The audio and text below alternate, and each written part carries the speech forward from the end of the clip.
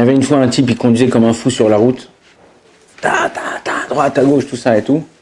Et derrière lui, il n'a pas fait attention, il y avait un flic en civil, en voiture. Il sort le gyrophare, il l'arrête. Il arrête, il papier, permis. Et quand il commence à prendre les papiers, il y avait sa femme à côté du type qui conduisait mal.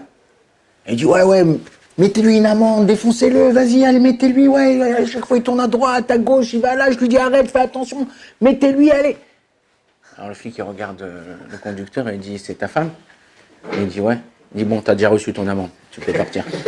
Alors chacun d'entre nous, peu importe que ce soit avec sa femme, ses enfants ou son mari, des fois c'est le mari qui est problématique, pas des fois, souvent même,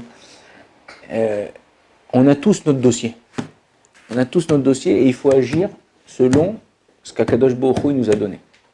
Si on ne fait pas ça, on essaye de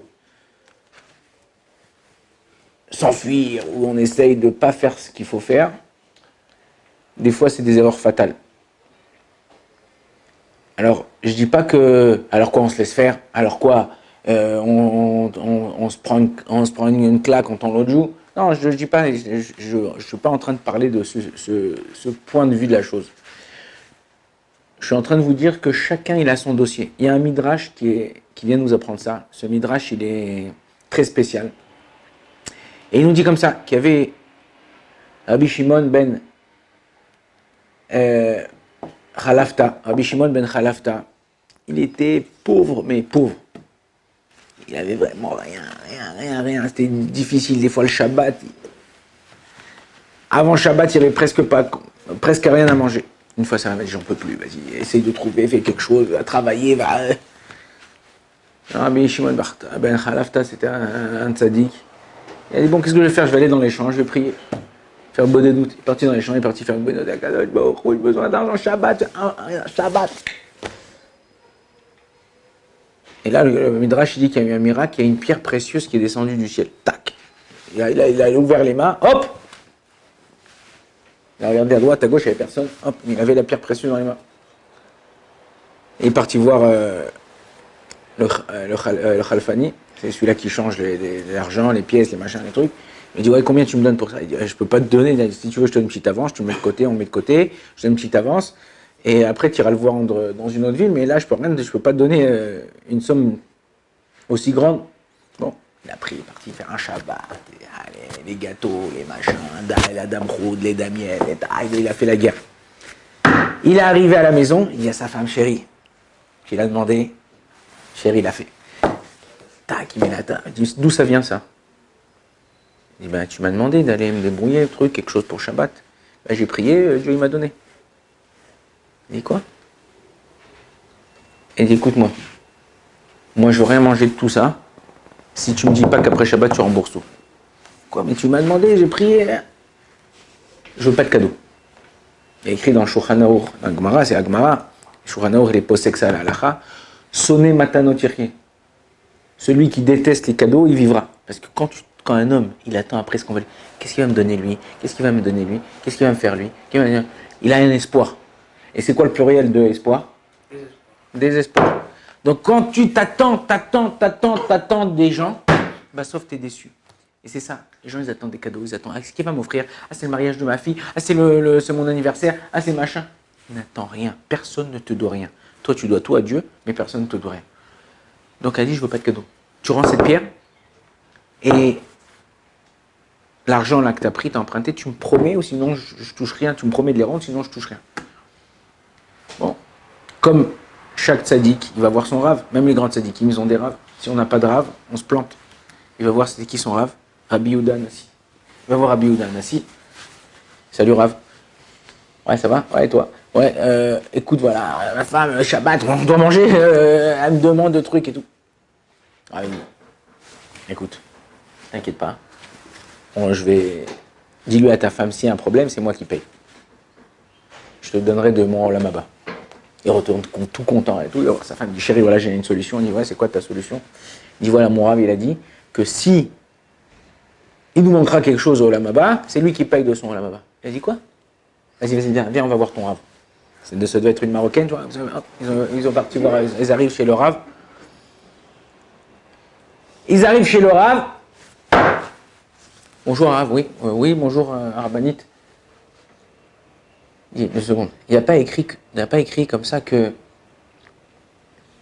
Kol Tzadik Oler les Olamo. Chaque Tzadik qui va dans son monde.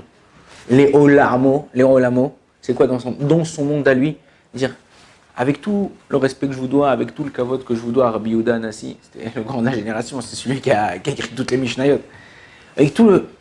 Il a écrit les Olamo. C'est-à-dire que même toi, que tu as fait tout ce que tu as fait dans ta vie, ok? Tu n'auras pas le même monde futur que mon mari. Et mon mari, il n'aura pas le même monde futur que toi. Et chacun, selon ce qu'il a fait dans cette vie-là, il aura son monde futur, son dossier. Selon ce que tu as fait dans ce monde, selon comment tu t'es comporté, selon comment tu as parlé, selon comment tu as agi. Maintenant, même si tu veux, tu ne pourras pas nous donner. Donc moi, je veux rien. Alors Rav, il regarde son élève. Il a raison. Ok. Et là, Rabbi Shimon ben Khalafta, il lui a promis à sa femme, ok, je rends. Et là, elle a mangé. Et après, Mehmet, on dit que le deuxième miracle est encore plus grand que le premier miracle. Déjà, c'est pas à toi et moi, là, tu pries toute la journée contre le mur, tu es au cotel, tu mets des papiers, tout ça et tout, tu sautes, tu danses et tout, rien qui se passe. Lui, il prie, hop, ça tombe. Il a pris la pierre, parti dire à Kadosh Baruch Hu, j'en veux pas. Hop, et la pierre, elle a été reprise. Et pourquoi je vous ai raconté ce midrash-là? Pour nous dire qu'en fait, chacun, il a ses problèmes. Chacun, il a ses joies. Chacun, il a ses peines. Mais on doit vivre avec ce qu'Akadosh Baruch Hu nous donne. Mais non, tout le monde peut vivre d'une façon ou d'une autre. Tout le monde a son tafki, tout le monde a son rôle dans ce monde. Regarde, tu prends une lame gilette. Lame gilette, moi ça m'arrive à l'utiliser dans la sophrou, dans l'écriture, les mezuzot, tout ça. Tu la prends dans tes mains, tu fais même pas attention, des fois, hop, et ça t'a coupé. Tu n'as même pas senti que ça t'a coupé. Après, ça commence à te picoter ou brûler. Tu vois du sang. Elle est hyper coupante. Tu prends une hache, ouais. Tu peux passer ta main toute la journée comme ça. Rien. Ça va pas forcément te couper, à moins qu'ils l'ont bien. Même une hache qui vient de sortir au magasin, elle n'est pas aiguisée comme une lame gilette. Par contre, avec une lame gilette, tu peux pas couper une table, tu peux pas couper une branche. Mais avec une hache, tu peux couper une branche, mais tu peux pas couper une feuille de papier. Alors c'est quoi la différence? Les deux, ça coupe, ouais. Mais chacun son tafkid, chacun son rôle. Il y a des gens qui ont un rôle dans ce monde-là, qui sont là pour faire certaines réparations. Il y a des gens qui sont là pour faire d'autres réparations plus grandes, plus petites. N'essaye pas de faire comme l'autre. N'essaye pas de regarder ce que l'autre il fait et tu dis, moi je veux faire comme lui. Ah, lui, il travaille dans ça, moi je travaille dans ça. Je vous l'ai déjà dit ça. Il faut essayer d'être soi-même. Et c'est quand on dit Rabbi Nachman, le plus dur, c'est d'être soi-même. Le plus dur, c'est d'être émet. Il dit un homme, il doit prier toute sa vie pour sortir un mot de émet de sa bouche. Toute sa vie. Un mot de émet, c'est-à-dire, ah mais c'est vrai, c'est pas vrai, des fois je dis la vérité. Pas la vérité, être vrai avec toi. Est-ce que ce que je fais, c'est ce qu'Akadosh Baruch Hu attend de moi, ou ce que je fais, c'est pas ce qu'Akadosh Baruch Hu attend de moi? Et chacun d'entre nous, il agira selon ce qu'Akadosh Baruch Hu attend. Et s'il n'agit pas comme ça, eh ben il passe à côté de sa vie. Baruch Adonai l'olam, amen, amen.